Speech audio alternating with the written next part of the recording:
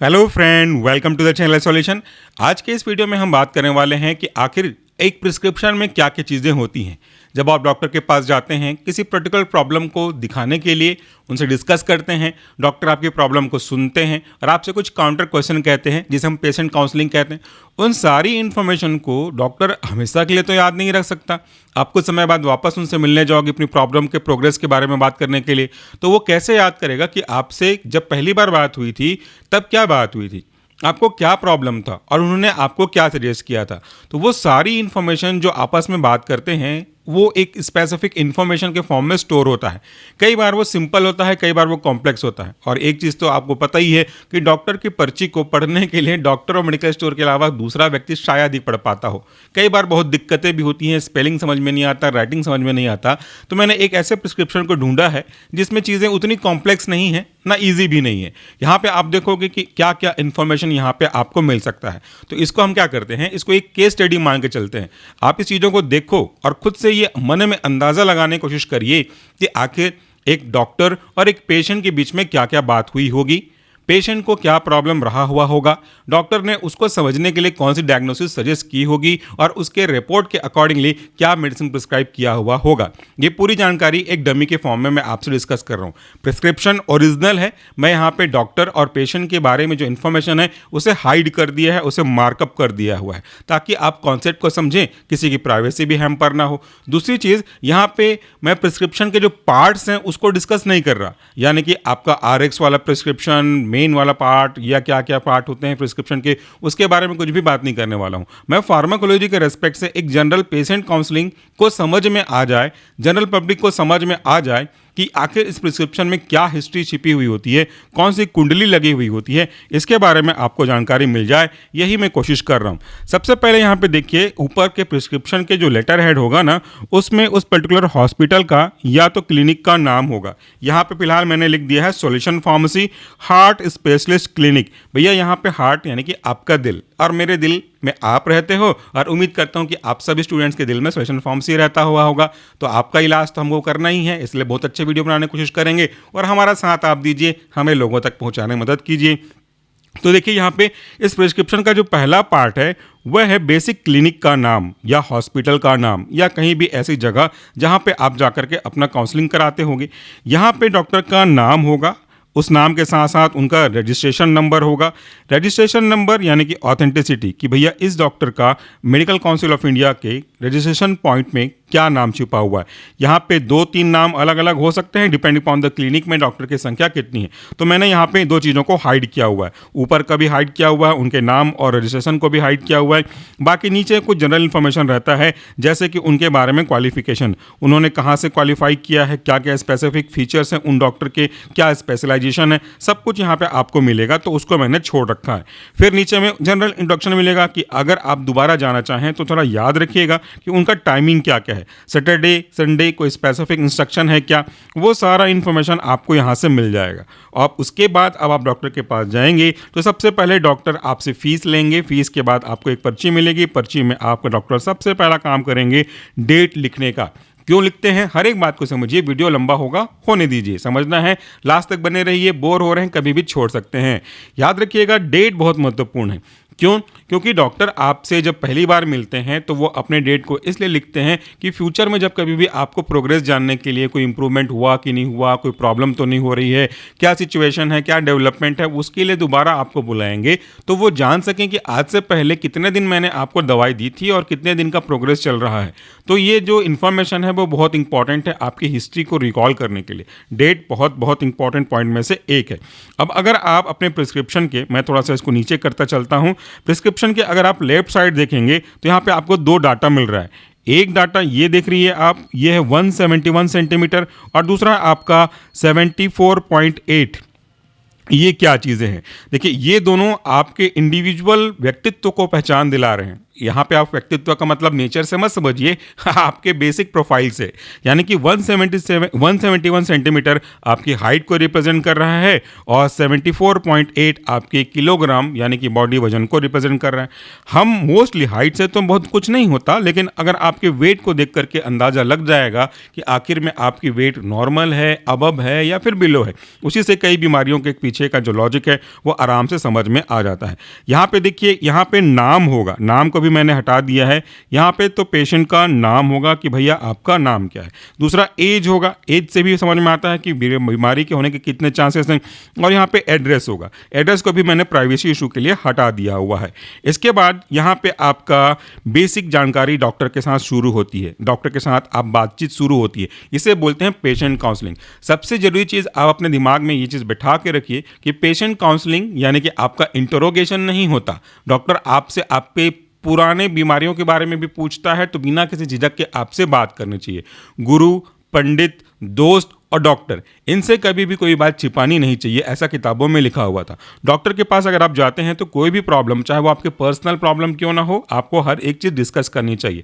क्योंकि अगर आप अभी के प्रॉब्लम को दिखा रहे हैं और उस प्रॉब्लम को ठीक करने की कोई दवाई डॉक्टर आपको देना चाहते हैं, लेकिन अगर आपने कोई प्रॉब्लम छिपा रखा है कि आपको कोई और भी प्रॉब्लम है, तो अगर इस तरह से छिपाएंगे तो हो सकता है कि अभी की प्रॉब्लम का सॉल्यूशन वाला ड्रग पहले के प्रॉब्लम के लिए जाने वाले ड्रग के साथ कोई ना कोई इंटरेक्शन कर देगा और आपको फ़ायदा कम, नुकसान ज़्यादा हो सकता है। यहाँ पे डॉक्टर की गलती नहीं मानी जाएगी क्योंकि आपने उनको क्लियर मेंशन नहीं किया और आप बाद में क्लेम भी नहीं कर सकते कि मैंने आपको बताया था। क्योंकि ये वाला हिस्सा ज़रा फोकस करिए। यहाँ पे डॉक्टर आपकी पुरानी हिस्ट्री को अपने लिए रिकॉल करते हैं। लेफ्ट साइड में ये वाला हिस्सा अगर आप देखेंगे तो यहाँ पे पूरा हिस्ट्री लिखा हुआ है। यहाँ पे देखिए क्या क्या उस पेशेंट के साथ बातचीत हुई होगी, ऐसा हम एज्यूम करते हैं, एक केस स्टडी कल्पना करते हैं। सबसे पहले डॉक्टर ने उनको बिठाया होगा और पूछा होगा बताइए आपका नाम क्या है। उन्होंने नाम लिखा होगा, आपसे आपकी एज पूछी होगी और एड्रेस पूछा होगा। तो इन्होंने बेसिक इन्फॉर्मेशन सबसे पहले लिख लिया। इसके बाद आपसे पूछा होगा कि आपको क्या क्या प्रॉब्लम है ज़रा बताइएगा। तो आपने बोला ये, यहाँ पे देखिए कंडीशंस लिखा हुआ है, पाल्पिटेशन 10 PM ऑनवर्ड्स। थोड़ा सा अगर आप चाहें तो इसको मैं जूम करने की कोशिश करता हूं ताकि आप चीज़ों को अच्छे से देख पाओ। यहाँ पे हम इसको जूम कर देते हैं, थोड़ा और जूम कर देते हैं, क्लियर दिख जाए आपको। तो let me zoom it out. हाँ, ये देखिए यहाँ पे लिखा हुआ है palpitation from 10 PM at the midnight, यानी कि रात को 10 बजे के आसपास आपको पाल्पिटेशन का एहसास होता था, कपकपी होता था, थोड़ा सा आपको लग रहा था कि आपके हार्ट रेट बीट तेज हो रही थी। यहाँ पे आपका इंडिकेशन लिखा हुआ है। फिर यहाँ पे देखिए पल्स भी नोट किया गया, आपका पल्स कितना था, 97 पर मिनट के आसपास था। यहाँ पे पूरा इन्फॉर्मेशन लिया गया कि आपका जो ब्लड प्रेशर था वो कितना है, इस समय नोट किया गया 147/86 mmHg। तो यहाँ पे 147 अपर वैली सिस्टोलिक की ज़्यादा है और वैसे भी सिस्टोलिक में बहुत ज़्यादा केस की बात नहीं होती, फिर भी यहाँ पे नोट किया हुआ है और डायस्टोलिक भी बढ़ा हुआ है। तो यहाँ पे दो चीज़ों को नोट आउट कर दिया गया। फिर आपसे पूछा कि आपको पहले कभी हाइपरटेंशन था, तो आपने बोला होगा हाँ हाइपरटेंशन था। उन्होंने पूछा कब से था, तो आपने बोला होगा 6 महीने का। तो जो जो आप बोलोगे वहाँ पे लिखते जाएंगे। उससे पूछ के बाद पूछा कि अगर आपको हाइपरटेंशन की प्रॉब्लम थी तो क्या आप कोई मेडिसिन ले रहे थे, आपने बोला हाँ मैं ले रहा था। कौन सा मेडिसिन ले रहे थे ये आपने बताया। आप कोई यहाँ पे लिखा हुआ शार्टल, कोई शार्टल 40 mg का ले रहे थे। उसके बाद आप यहाँ पे 3 महीने तक लिए। उन्होंने पूछा कब तक लिया आपने कहा 3 महीने तक लिया हूँ। उसके बाद आपने इसको स्टॉप कर दिया, आपने इसे अपने मन से बंद कर दिया। तो सारी जो इन्फॉर्मेशन उनको लगती है कि मुझे नोट करना चाहिए आगे के कुछ स्पेसिफिक पॉइंट को याद रखने के लिए, तो यहाँ पे नोट करते चलते हैं। तो यहाँ पे आपने क्या क्या बता दिया, आपने बता दिया कि आपको ये प्रॉब्लम थी, आपको थोड़ा सा चेस्ट पेन होने लगा है, आपको पाल्पिटेशन जैसा महसूस होता है रात के आसपास में, आपका बीपी कितना है, आपका बीपी है 147/86 mmHg, पल्स रेट कितना आपका 97 आया उस समय जिस समय आप डॉक्टर से बात कर रहे होगे।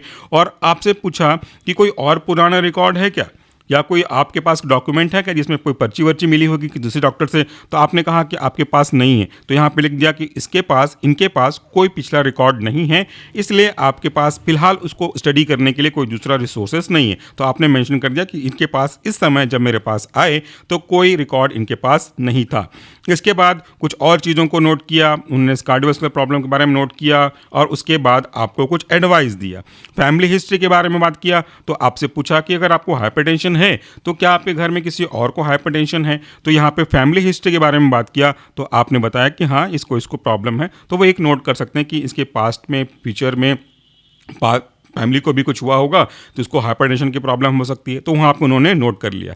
इसके बाद कुछ स्पेसिफिक एडवाइस दिया, यानी कि डायग्नोसिस करने की सलाह दी ताकि एग्जैक्ट कॉज हमें पता चल सके। उन्होंने क्या क्या किया, कार्डियक असाइनमेंट दिया, असेसमेंट के लिए कुछ स्पेसिफिक असाइनमेंट दिया कि आप क्या कराओ, आप ईसीजी करा लो, ईसीजी करा लो, और साथ में आप एक और काम करा लो, इको करा लो, ताकि आपको पता चल सके कि आपकी प्रॉब्लम में क्या क्या दिक्कत है, अच्छे से स्टडी कर सकते हैं। तो आपको ये 2 चीज़ें करने की सलाह दी।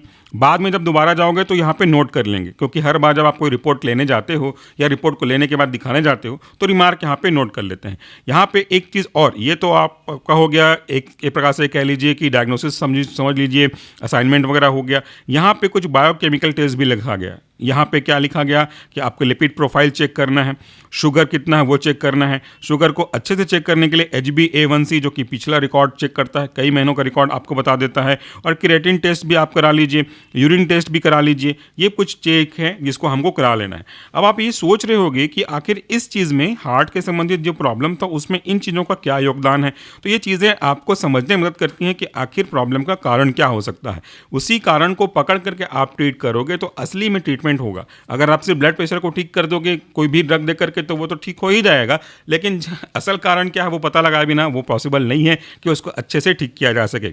लिपिड प्रोफाइल चेक करेंगे तो पता चल जाएगा कि आपकी बॉडी में HDL, LDL, ट्राइग्लिसराइड है कितना, उसकी वजह से क्या प्रॉब्लम हो रही है, तो उसको टारगेट करके कम कर सकते हैं। शुगर का लेवल भी ब्लड प्रेशर के लिए रिस्पॉन्सिबल है, क्योंकि वहाँ पे ब्लड थोड़ा सा थिक हो जाता है, तो वो भी चेक करेंगे कि हिस्ट्री कितनी है। HbA1c में पता चल जाएगा कि आपको पास कितने समय से ब्लड शुगर रहा है और कितना उसका रिपोर्ट रहा है, तो थोड़ा हिस्ट्री लंबा समय से हमको समझ में आ जाता है। और यहाँ पे क्रिएटिन, कोई आपके किडनी में इन्फ्लामेशन तो नहीं है, क्योंकि किडनी का हार्ट से डायरेक्ट संबंध है, ब्लड प्रेशर में दोनों भाई भाई की तरह काम करते हैं। और अगर यूरिन का और एनालिसिस किया जाए तो कुछ और एबनॉर्मेलिटी भी पता चल सकती है कि उसमें पस सेल कितने निकल रहे हैं, उसमें यूरियाज वगैरह कितने निकल रहे हैं, या कोई और अदर टाइप के कॉन्स्टेंट जो एबनॉर्मल तरीके से निकलेंगे वो तो नहीं है। ये सब चीज़ आपको चेक करने के लिए कहा जाता है। कुछ समय बाद जब आप चेक करा के रिपोर्ट दोगे तो उस रिपोर्ट में जो जो भी आएगा, रिपोर्ट तो मैं यहाँ पे नहीं अरेंज कर पाया, तो जो जो भी रिपोर्ट आएगा उसको यहाँ पे रिमार्क में नोट कर दिया जाएगा। देखिए जो जो भी आपने लिखा, जो जो रिपोर्ट में आया वो सब यहाँ पे नोट डाउन कर दिए गए, क्योंकि रिपोर्ट आगे हो ना हो ये प्रिस्क्रिप्शन होगा तो उससे आप वापस से टैली कर सकते हैं। इसी के बेस पे, इस डायग्नोसिस के बेस पे उन्होंने कुछ आपको मेडिसिन प्रिस्क्राइब किया। ये था RX यानी कि टेक डाउन करने के लिए। यहाँ पे आपको कुछ सजेशन दिया था, यह था आपका बीसो सेलेक्ट। यहाँ पे बीसो सेलेक्ट आपके हार्ट को रिप्रेजेंट करने के लिए दिया गया है। ये आपका 2.5 mg है, एंटी हाइपरटेंसिव ड्रग का है, और ये एक कोई ड्रग है जिसके बारे में मैं तो समझ नहीं पा रहा हूँ, तो इसको मैं स्किप करता हूँ, एक्सक्यूज़ करिएगा मुझे समझ में नहीं आया कि ड्रग कौन सा है। तो ये बीसो हार्ट है, बीसो सेलेक्ट के लिए है, जो आपके हार्ट के लिए काम आता है। इसमें स्टेटिन कैटेगरी के ड्रग भी हो सकते हैं, तो आगे आपको समझ में आ जाएगा। तो ये आपके लिए रिमार्क हो गया, ये ड्रग आपके डॉक्टर ने आपको दिया था। इसके बाद आगे जाके देखोगे डेट का, तो ये दिख रहा है मेरे ख्याल से 29/6, और ऊपर देखोगे तो 28/6 था, मतलब अगले दिन आपने ये रिपोर्ट लेकर के डॉक्टर से सजेस्ट किया हुआ होगा। जिसने भी ये लिया हुआ होगा उसके रेस्पेक्ट में बात कर रहे हैं। तो उस दिन क्या हुआ, उस दिन भी आपका बीपी चेक किया गया होगा, तो उस दिन बीपी आया 155/90 mmHg। पहले कितना आया था ऊपर में लिखा हुआ है, और अभी कितना आया वो नोट किया हुआ है ताकि आप दे सकें। उस दिन रिपोर्ट को देख करके क्या समझ में आया, यहाँ पे एक डायग्नोसिस और करी गई, यहाँ पे एक और एडवाइस किया गया था, PP blood sugar, post prandial blood sugar आपको चेक करने के लिए बोला। रिपोर्ट जो भी आया वो यहाँ पे नोट कर लिया। आपका पल्स उस दिन चेक किया 89 आया, आपका जो BP था वो यहाँ पे 153/93 आया, ये अगले दिन के रिस्पेक्ट में होगा। तो यहाँ पे सब उन्होंने नोट कर लिया। इस रिपोर्ट को देख करके एक रिमार्क आया, वो था NIDDM। इसका मतलब होता है non insulin dependent diabetes mellitus, यानी कि उस व्यक्ति को डायबिटीज़ है, ये डायग्नोस हुआ इस रिपोर्ट से, लेकिन वो टाइप 2 का है। टाइप 2 क्या होता है आपको पता होगा, टाइप 2 में होता है नॉन इंसुलिन डिपेंडेंट, या इंसुलिन इंडिपेंडेंट भी बोल सकते हो, यानी कि that particular person is not dependent on insulin, can be treated by using oral hypoglycaemic agent. वो आपका डायग्नोस हो गया। डिसलिपिडियमिया भी डायग्नोस हुआ, क्योंकि यहाँ पे लिपिड प्रोफाइल दिया गया था ना, तो उस लिपिड प्रोफाइल में क्या हुआ होगा, जो LDL है, लो डेंसिटी लिपोप्रोटीन है, वो बढ़ा हुआ मिला हुआ होगा, जो आपका ट्राइग्लिसराइड है वो बढ़ा हुआ मिला होगा, और HDL है वो घटा हुआ मिला होगा। तो इसी के बेस पे ये डिसलिपिडीमिया को उन्होंने नोट डाउन किया कि रिपोर्ट में ये आया है, यह संभावना हो सकती है। यानी कि अब समझ में आ गया मोटा मोटा कि ब्लड प्रेशर का क्या कारण बन रहा हुआ होगा। ये रहा आपका ब्लड वेसल्स, ट्राइग्लिसराइड लेवल बढ़ा है, लो डेंसिटी लिपोप्रोटीन एलडीएल बढ़ा हुआ है जिसे हम बैड कोलेस्ट्रॉल बोलते हैं। इसके कारण से एथेरोमा बनने के चांसेस हुए होंगे और ये आपके ब्लड वेसल के जो डायमीटर है इसको नैरो कर दे रहा है, जिसकी वजह से आपके ब्लड को फ्लो होने में रेजिस्टेंस सामना करना पड़ रहा है और ये अल्टीमेटली बीपी को इंक्रीज कर रहा है। ये है। और दूसरा डायबिटीज़ भी दिख रहा है, तो उसके केस में ये बढ़ा हुआ है। और उस व्यक्ति की वेट अगर आप देखोगे तो वेट एज के अकॉर्डिंगली क्या है यहाँ पे, लेट मी चेक। वेट आपका लगभग 74 केजी के आसपास, ये रहा शायद 74 केजी है और उम्र है 34, तो थोड़ा सा वेट ज़्यादा है, तो वेट के कारण से भी ये आपके डायग्नोसिस किए हुए होंगे। इसके बाद उस समय क्या प्रिस्क्रिप्शन दिया गया, फिर से इन्होंने आरएक्स लिखा, नया ड्रग दिया। इसी पर्ची में लिखा हुआ है टैबलेट है ग्लाइसिगोन MSR। ये ग्लाइसिगोन एंटी डायबिटिक ड्रग है, ये सस्टेन रिलीज टैबलेट है। यहाँ पे लिखा हुआ है नाश्ते के 15 मिनट पहले और खाना के 15 मिनट पहले, यानी कि दिन में इसको 2 बार। ये आधा लिखा है, यानी कि हाफ गोली, हाफ गोली दिन में 2 बार लेना है, नाश्ते के पहले लेना है और खाना खाने के पहले लेना है, ये लिखा हुआ है। तो ये उन्होंने सजेस्ट किया। दूसरा ड्रग है आपका, जहाँ तक मैं पढ़ पाया इसको, वह है रोज़ूकोर टैबलेट दिन में 1 बार लेना रहता है रात को सोने से पहले और 10 दिन तक लेने की सलाह दी गई है। और उसके बाद है आपका ओल्मीजेस्ट सुबह लेना है और ये ओल्मीजेस्ट है ओल्मीसार्टन का, यानी कि इसको बोल सकते हो एंजियोटेंसिन 2 रिसेप्टर ब्लॉक कैटेगरी का ड्रग का। तो ये 2 ड्रग उन्होंने प्रिस्क्राइब किया, एक डायबिटीज़ के लिए, एक हाइपरलिपिडेमिया के लिए जिसे हम डिसलिपिडेमिया भी बोल सकते हैं, और एक आपका हाइपरटेंशन के लिए। तो ये 3 टैबलेट को लिखा गया और उसके ऊपर जो ड्रग दिया गया था शायद ये डिसकंटिन्यू कर दिया गया होगा, क्योंकि लिखा हुआ होता तो आगे चला जाता। तो ये एक जनरल प्रिस्क्रिप्शन है और इस जनरल प्रिस्क्रिप्शन की सहायता से हम ये अंदाज लगाने की कोशिश करते हैं कि इस व्यक्ति को आखिर में क्या क्या बातचीत चली हुई होगी। अब आप अपने प्रिस्क्रिप्शन को देखो, अगर आपके डॉक्टर ने आपसे बात किया हुआ होगा तो अपने प्रिस्क्रिप्शन को देखिए कि पूरी इन्फॉर्मेशन इसमें है कि नहीं। इसके बाद और भी इन्फॉर्मेशन होनी चाहिए थी, जैसे डायग्नोसिस किट जो रिपोर्ट आया, पर बेसिकली कोई लोग रखते नहीं है, रिपोर्ट को फेंक देते हैं। एक फाइल बना के आपको रखना चाहिए। ये रहा एक जनरल प्रिस्क्रिप्शन कि इस प्रिस्क्रिप्शन में होता क्या। हाँ, एक चीज़ और छूट रहा है यहाँ पे, देखिए ये है 15 दिन के पश्चात फीडबैक फिर से लेना है और आपको फिर से ब्लड ग्लूकोज लेवल चेक कराना है। तो ये सजेशन है और इसके बाद भी कुछ हुआ होगा, वो तो जानकारी यहाँ पे अवेलेबल नहीं है। जो जानकारी हमारे पास अवेलेबल है इस प्रिस्क्रिप्शन में, इसी को देख करके हमने कल्पना करी कि आखिर क्या क्या बातचीत हुआ होगा और क्या क्या डिस्कशन हुआ होगा। ये एक अंदाजा है, एग्जैक्टली तो मैंने आपको बोल पाऊंगा कि क्या हुआ होगा, बट इसको देख के जो एजम्पशन है वो मेरा एजम्पशन है कि इस तरीके से हुआ होगा। तो प्रिस्क्रिप्शन बहुत इंपॉर्टेंट है, प्रिस्क्रिप्शन के हर एक पार्ट बहुत इंपॉर्टेंट है। और आपने कहा भी था कि प्रिस्क्रिप्शन में कौन कौन सी चीज़ें होती हैं, कैसे समझ सकते हैं, तो उसके लिए मैंने छोटा सा वीडियो बना दिया। मुझे पता नहीं कि आपके लिए यूज़फुल होगा कि नहीं होगा, आपको पसंद आया होगा कि नहीं आया होगा, I am not very sure. अगर आपको पसंद आया तो बस फीडबैक दे दो कि पसंद आया, या फिर आप कुछ और चाहते हो तो वो भी बता दो, मैं उसको भी पूरा करने की कोशिश करूँगा। Thank you, take care.